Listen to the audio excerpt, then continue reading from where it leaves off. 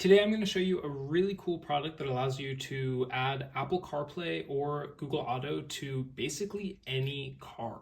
Now, I'll be honest, I think a lot of us like to buy older cars, and the one thing that's kind of annoying and missing from a lot of them is the ability to have a screen that allows you to do Apple CarPlay or Google Auto.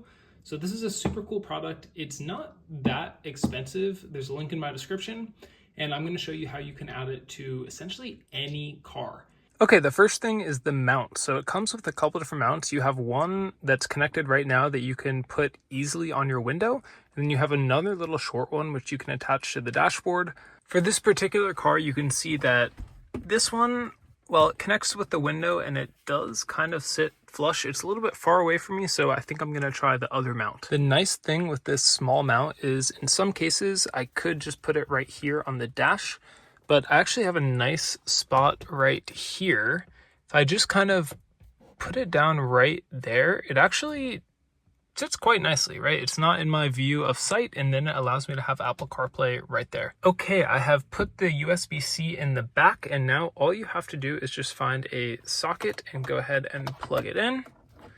It's literally that simple. Now I'll go ahead, put my foot on the brake and turn on the car.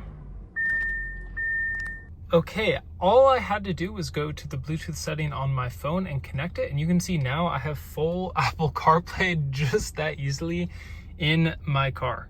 So you can, you can scroll, you can go to Spotify, you can do anything you want very, very easily. So it's pretty cool. Again, it's touchscreen, so you can kind of do whatever you want, but it's really, really nice. And honestly, this is a pretty cool integration for not that much money.